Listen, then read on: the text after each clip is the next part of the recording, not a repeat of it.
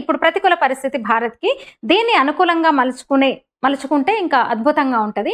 ఆ చర్యలు భారత్ తీసుకుంటోంది. ఐటీ మీద ప్రత్యేక దృష్టి పెట్టింది. ఐటీ మ్యానుఫ్యాక్చరింగ్ కనెక్టివిటీలో సెల్ఫ్ రిలయన్స్ బూస్ట్ చేస్తూ వస్తుంది భారత ప్రభుత్వం. ఇప్పటికే ఆత్మనిర్భర భారత్ అదే కదా, ఆత్మనిర్భర్ భారత్ మిషన్ కింద ఐటీ, డీప్ టెక్, ఇన్ఫ్రా వీటిలన్నిటికీ ప్లాన్ చేస్తూ వస్తుంది.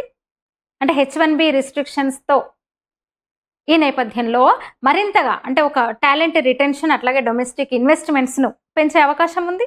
National association of software and service companies NASSCOM వాళ్ళు కూడా 2025లో ఒక రిపోర్ట్ విడుదల చేశారు. ఏంటంటే దాంట్లో 25 ఏప్రిల్ నుంచి 26 మార్చి వరకు, అంటే ఈ ఏప్రిల్ నుంచి నెక్స్ట్ ఏడాది మార్చి వరకు ఆ ఇయర్లో 77% ఐటీ కంపెనీలు అంటే టెక్ ప్రొవైడర్స్ ఒక మంచి బిజినెస్ను నమోదు చేస్తాయి, మంచి గ్రోత్ ఉండబోతుంది అని అంచనా అనమాట.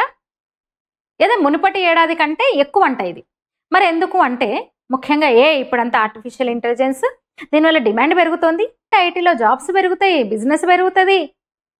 ట్రంప్ కాదు ఇంకెవరు ఎన్ని రెస్ట్రిక్షన్స్ పెట్టుకున్నా, ట్రంప్ ఇంకేం చేసినా ఏముంది, ఏఐ వల్ల భారత్ ఐటీ సెక్టార్ స్ట్రాంగ్ కానుంది.